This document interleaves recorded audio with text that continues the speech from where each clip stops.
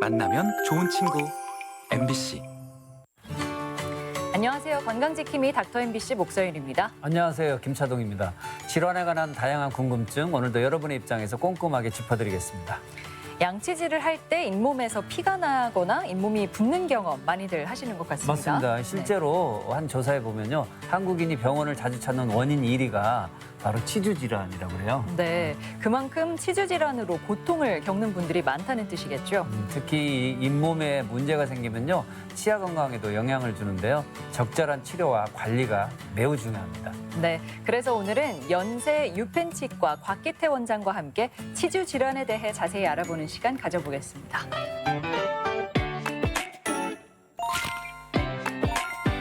지난해 외래 진료를 가장 많이 받은 질병 1위가 바로 치주 질환인데요. 조기에 발견해 치료하는 것이 중요하지만 가벼운 통증으로 여기거나 치과 방문을 꺼려 방치하는 경우가 다반사입니다. 치료 시기를 놓치지 않도록 평소에도 관리가 필요할 텐데요. 치과의사 곽기태 원장과 함께 치주 질환의 증상과 치료에 대해 이야기 나눠보겠습니다.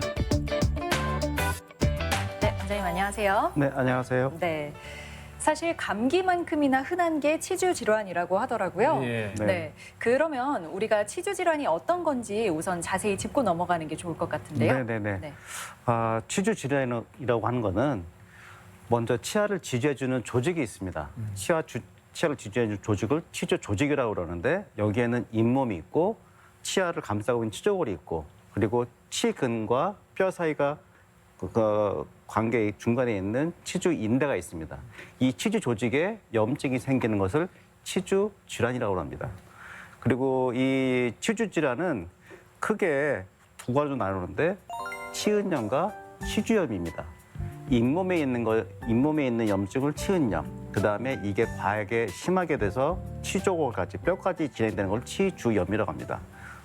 네, 그러니까 정리를 하면 치주 조직에 염증이 생긴 것을 전체적으로 통칭 치주 질환. 네, 그리고 진행 정도에 따라서 치은염과 치주염으로 이렇게 구분이 되는 거죠. 구분이 됩니다. 예. 네. 그렇게 되면 그 주된 원인, 치주 질환의 원인은 뭐가 있을까요? 이제 우리 구강 내에는 세균들이 있습니다. 이건 이제 상주균이라고 하는데 이 세균은 개인차는 있겠으나 300에서 400가지 종류의 세균 종류가 있고 이 수는 1억 마리 정도 됩니다. 그래서 이 세균들이 우리 치아 내에서는 치태나 치석으로 존재하게 되고 이런 치태와 치석들이 치주 조직에 염증을 유발하는 것을 치주 질환, 그러니까 이렇게 직간접적으로 치태, 치석에 의해서 염증이 발생되는 것을 말합니다. 네. 사실 상주균이 입속에 있다는 건 많이들 이미 아실 텐데 평소에는 문제가 되지 않으니까 우리 입속에 존재하는 걸 거잖아요. 네. 그런데 이 상주균이 왜 문제가 되는 건가요? 이렇게 항상 세균이 존재해 있고 이거는 죽을 때까지 박멸이 안 됩니다. 이 세균들은 우리가 양치질을 하고 나면 30분 이내에 치아 표면에 피막이라는 얇은 끈끈한 막이 생기는데 이 끈끈한 막에 세균들하고 음식 잔사들이 모여서 치태가 이루어집니다. 근데 이 치태는 12시간이 지나게 되면 단단해지고 더 치아 표면에 더 단단해 붙게 되고 이것을 치석으로 바뀌게 되는 거죠. 그래서 이렇게 형성된 치태와 치석은 치주 조직이라든가 죽은 치근 조직이라든가 아니면 음식 잔사를 먹고 산과 독소를 배출하게 되고 염증을 유발하게 되는 겁니다. 이제 이런 염증들이 잇몸에 있는 것을 치은염이라고 하게 되고 이 연조직에는 우리가 좋은 게 뭐냐면 혈관하고 림프 조직이 있어서 이 세균들하고 싸움을 할 수가 있습니다. 우리 이 싸움할 수 있는 관계를 면역 반응이라고 할 수 있겠어요.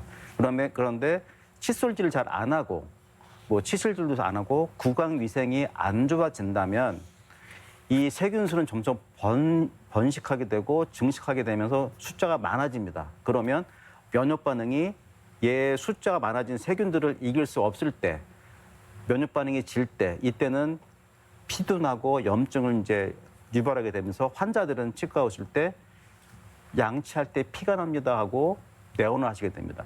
그래서 이 치은염인 경우, 그러니까 잇몸에 염증이 있는 경우는 칫솔질하고 치실만 잘해도 컨트롤할 수가 있는데 심한 경우에는 스케일링으로 치료를 하게 되고 또 하나는 뭐냐면 치열이 불량한 경우, 그러니까 예쁜 치열이 아니고 좀 막 겹쳐 있는 데라든가 아니면 불량 보철물이 있는 경우, 그 다음에 치아하고 치아 사이가 넓어서 음식이 많이 끼는 경우, 이런 경우에도 잘 그 염증을 유발합니다.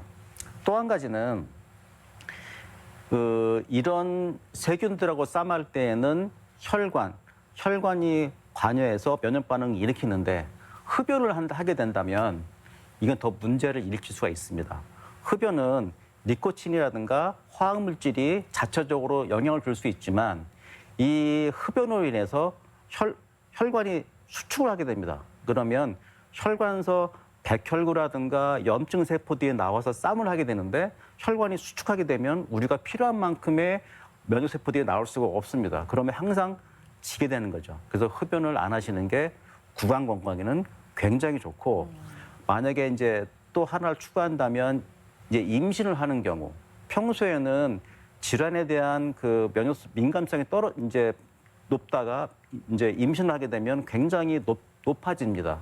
평소에 우리가 옆 사람 이렇게 툭툭 칠 때는 괜찮은데 좀 내가 좀 피곤하거나 스트레스 받을 때 툭툭 치면은 확 반응하는 것처럼 임신을 하게 되면 적은 양의 세균이라도 확 염증을 유발하거나 반응을 하게 됩니다. 그래서 임신 계획이 있으시다면 치과에 방문하셔서 미리 치료를 받고 임신 계획을 세우시는 게 좋을 것 같습니다. 네. 그러니까 그 치은염 단계에서 꼭 치료가 이루어져야 되겠네요. 네. 방치하면 안 된다는 그런 말씀이시잖아요. 네네. 네. 실제로는 더 방치하다가 심각한 상태로 이제 병원에 내원하게 되고 치은염이 이제 더 방치한다면 염증은 잇몸 하방으로 진행되는데 이때 하방으로 진행되면서 치조골, 그러니까 뼈에 이제 작용을 한다 그러면 굉장히 이제 치주염으로 변하면서 이제 병이 더 중증도로 가게 됩니다.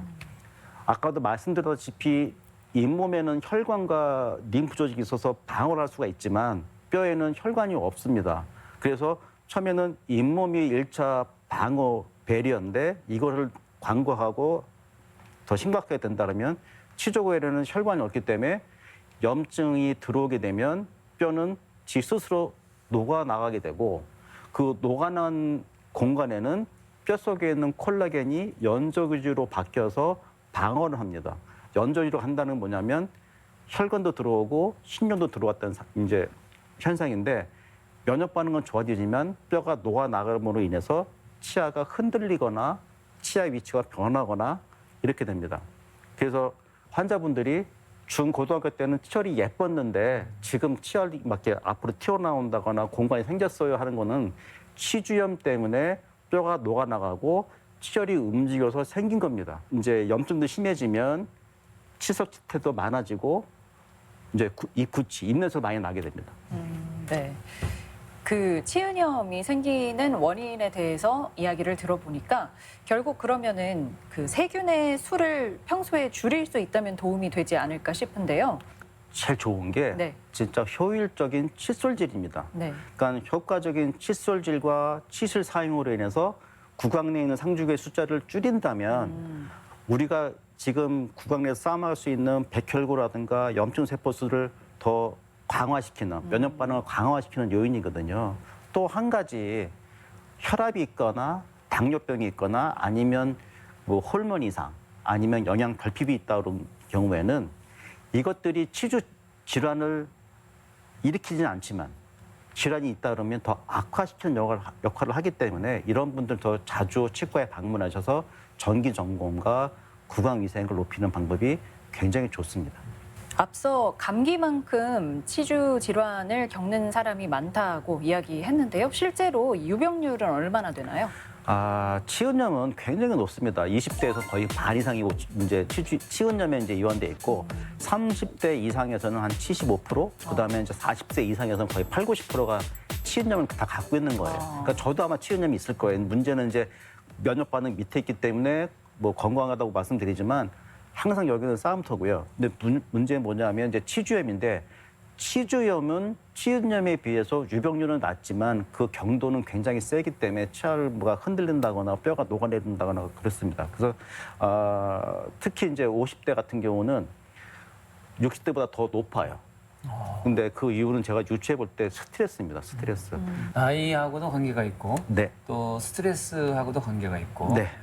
그렇게 되면 이제 치주 질환 뭐 어떻게 치료를 할 수 있을까요? 그러니까 치은염 같은 경우, 잇몸에 염증이 있는 같은 경우는 진짜 효율적인 칫솔질과 치실 사용으로도 굉장히 좀 효과를 볼 수가 있고 좀 더 심하다 그러면 스케일링만으로도 굉장히 좋은 결과를 얻을 수가 있습니다. 이제 문제는 치주염입니다. 네. 치주염의 치료 1단계는 먼저 스케일링을 합니다. 그리고 이 구강내를 이제 위에는 2등분, 아래 2등분 해가지고 4군데 나눠서 마취를 하고 스케일링 다음에 마취를 하고 잇몸 치료를 하게 됩니다. 또 이제 중증도의 치주염인 경우는 임플란트를 동반한 치주 수술을 하게 됩니다. 이제 중주등관이 이렇게 할 수가 있지만 이제 심한 경우에는 모든 치아를 발치하고 임플란트나 틀니를 권하는 경우도 있습니다. 네. 또 이제 이렇게 다 끝나게 되면 적절한 보철물과 기능성 하는 뭐 틀니로 인해서 기능과 심미를 회복해 줄 수 있고요. 그리고 이제 다 치료 끝난다 하면 이제 마지막으로 이제 정기 점검을 권해드립니다. 치주염이 이렇게 심각할 수도 있다고 이야기하니까 네. 그 치료 과정에 대해서 또 자세히 알아보는 게 필요할 것 같은데요. 네네. 사례를 좀 예로 들어주시면 편할 것 같아요. 네, 제가 이해를 쉽게 하기 위해서 임상 사진을 좀 준비했습니다. 다 같이 보시겠습니다.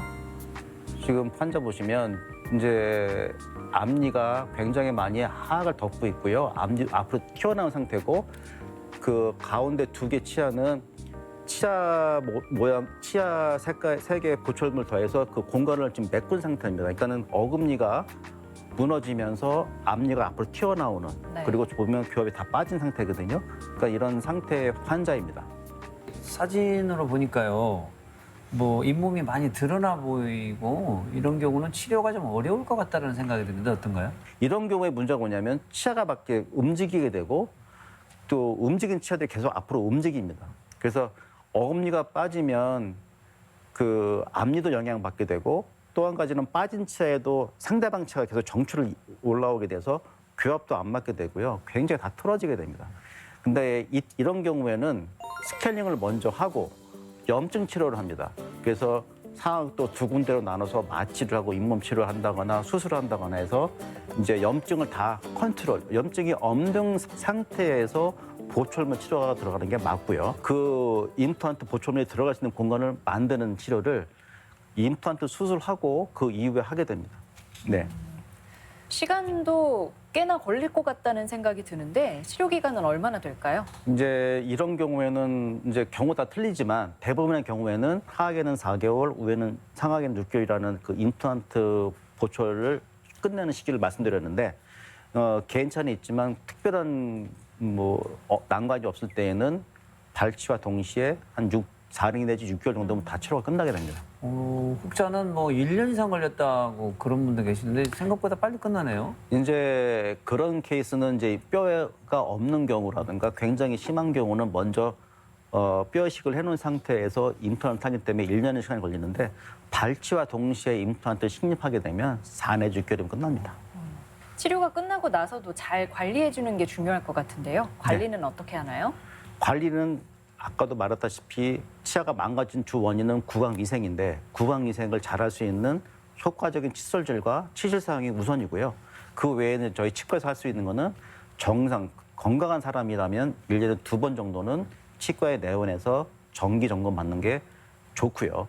이제 만약에 이제 전신 질환이 있는 경우 그런 경우에는 3개월이나 4개월에 한 번씩 내원해서 정기 점검 받는 것이 중요합니다. 이런 분들은 한 2, 3개월 전에도 이제 건강했다가 한두 달 사이에도 확 무너지는 경우가 있거든요. 그러니까 이런 거 생기기 때문에 자주 오셔서 정기 점검 받는 것이 굉장히 중요합니다. 정기 점검이 굉장히 중요하네요. 네.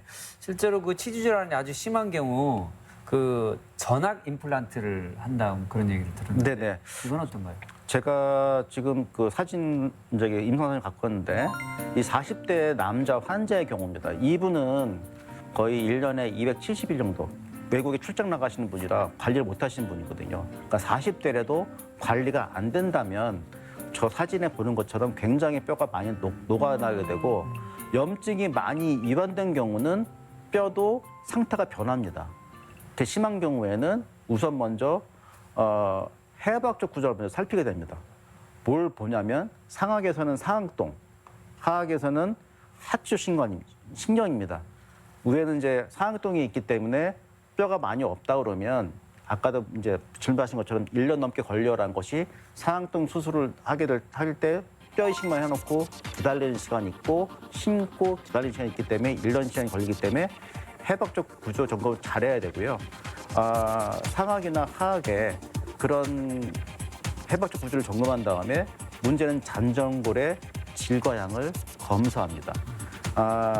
이 케이스에서는 심한 염증으로 인해서 질과 양도 안 좋은 상태였습니다. 네. 뭐 상악당 수술은 수술 기간도 더 길다고 방금 말씀해 주셨잖아요. 네네. 그럼 그만큼 더욱 까다로운 과정이고 아마 비용도 더 들겠죠? 네. 이런 부분 때문에 치과 선생님들이 이제 이 수술을 배우려고 세미나도 가고 이제 따로 연습도 많이 하시는데 환자분들은 치과의 진단을 봤을 때 이런 경우에는 대학병원이나 임상 경험이 많은 분한테 수술 의뢰를 부탁받습니다. 그러니까 저는 이런 경우에도 발치와 동시에 고리식을 동반한 임플란트 수술을 했기 때문에 결과도 좋게 나왔습니다. 그러면은 최종 보철물이 하기 전까지는 환자는 또 어떤 상태로 있어야 되나요? 이제 수술이 끝나고 실밥을 이제 제거합니다. 제거하게 되면 그동안에 이제 수술 때 부어 있는 잇몸도 있을 것이고 실밥 제거하면 이제 부기도 가라앉고 웬만큼 이제 정리된 상태에서 그 임시 틀니를 제거하기 위한 인상을 체득해서 임시 틀니를 만들어 드립니다. 환자분들이 이제 아무것도 없이 뭐 사회생활을 할 수 없기 때문에 임시 틀니라든가 임시 보철물을 만들어서 사회에 나가서 생활하시고 하게끔 도와드리고 있습니다. 네. 이렇게 치주 질환이 심각해서 임플란트까지 한 경우에도 뭐 그냥 정기적으로 치과 내원하는 것 외에 뭐 더 신경을 써야 할 부분이 있을까요? 이제 처음에 그렇게 전악 임플란트를 하게 되면 그 임시 틀니 썼을 때 교합하고 이제 전악 임플란트 들어갔을 때 교합하고 좀 틀립니다. 그래서 한 보철물을 환자한테 제공해 준 다음에 한 두세 번 내지 뭐 네다섯 번 정도 와서 교합을 이제 조정해야 됩니다. 자기가 씹는 패턴이 있기 때문에 그렇게 이제 정리한 것 말고는 뭐 쓰시면 되는데 문제는 그게 아니고 그 최종 보철물을 제공해 드리긴 요 6개월 동안 굉장히 힘듭니다. 뭐 임시 틀니 제공했지만 이 임시 틀니가 기능하기는 것보다도 신비적이가 더 크기 때문에 그 환자분께서는 뭐 씹지 못합니다, 배고픕니다 그렇게 말씀하시는데 이제 치료가 다 끝나면 환자분들은 만족도가 굉장히 좋습니다. 먹는 즐거움이 주는 이제 그 행복을 이제 다시 한번 느끼는 겁니다. 그 저작 기능이 이제 향상돼서 영양 공급도 원활해지고 심미적으로 이제 기능이 높아짐에 따라서 심적인 안정도 찾고요. 그리고 이제 살도 찌십니다. 그 상태가 심해서 통증이 심하거나 고름 같은 게 나오는 경우 바로 발치하고 바로 임플란트 식립이 가능한가요? 이제 중증도의 치주염인 경우에는 치아가 많이 흔들리고 고름도 납니다. 근데 이게 중요한 게 뭐냐면 먼저 이 환자의 임상 해박적 형태를 굉장히 이제 진단 잘해야 되는데 임상 경험이 많고 잘하는 선생님이 만나는 중요하지만 진단이 중요합니다. 진단이 중요한데 진단했을 때 바로 임플란트 식립이 가능한지 안 한지에 대해서 판단을 해야 되고 괜찮다 싶으면 임플란트 식립할 수가 있습니다. 지금 제가 그 사진을 갖고 왔는데 이 사진을 보시면 그 좌측 하단은 어금니 부였습니다. 막 고름 나오고 이 환자는 이제 저희 병원 환자가 아니었고 이제 다니는 병원이 있으셔서 그 병원에 이제 가시려고 하는데 너무 통증이 심해서 이제 저희 병원에 처방전 좀 받으러 오신 분이셨어요. 근데 내가 상담을 하고 이제 바로 식립할 수 있다고 말씀드려서 치료를 해준 케이스인데 그 좌측 하단 어금니 부였는데 통증도 심하고 치주염 때문에 고름도 많이 있는 상태였거든요.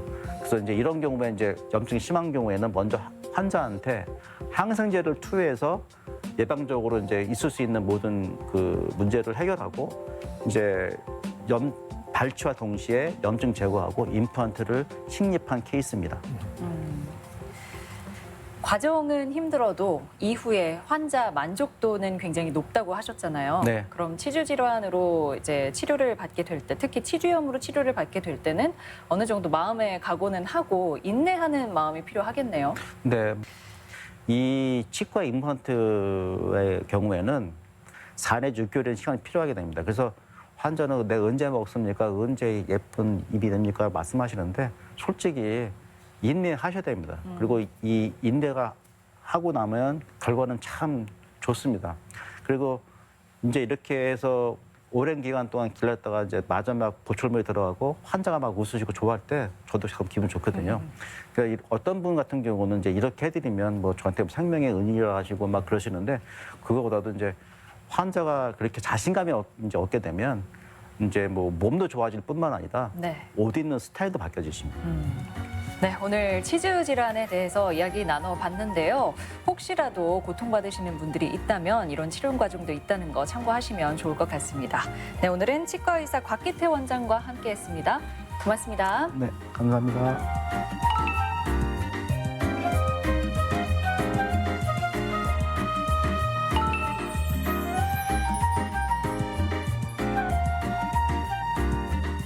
여름에는 땀이 많이 흘러서 충분히 물을 마시지 않으면 수분이 부족하기 마련이죠. 네, 이때 조심해야 할 질환이 바로 요로결석입니다. 네네. 의학계에서 3대 통증에 손꼽힐 만큼 그 고통이 크다고 알려져 있죠. 재발률도 높은 편이고요. 평소에 물을 자주 마시고 증상이 있다면 바로 진료를 받아보시는 게 좋을 것 같습니다. 건강과 관련해서 궁금한 점 있으시면 전주 MBC 홈페이지에 질문 남겨주시기 바랍니다. 오늘은 치주 질환에 대해서 알아봤습니다. 각종 질병에 대한 질문들 또 치주 질환에 대해서 더 궁금하신 분들 닥터 MBC가 그 궁금증을 풀어드리겠습니다. 저희가 준비한 소식은 여기까지고요. 다음 이 시간에 다시 찾아뵙겠습니다. 고맙습니다.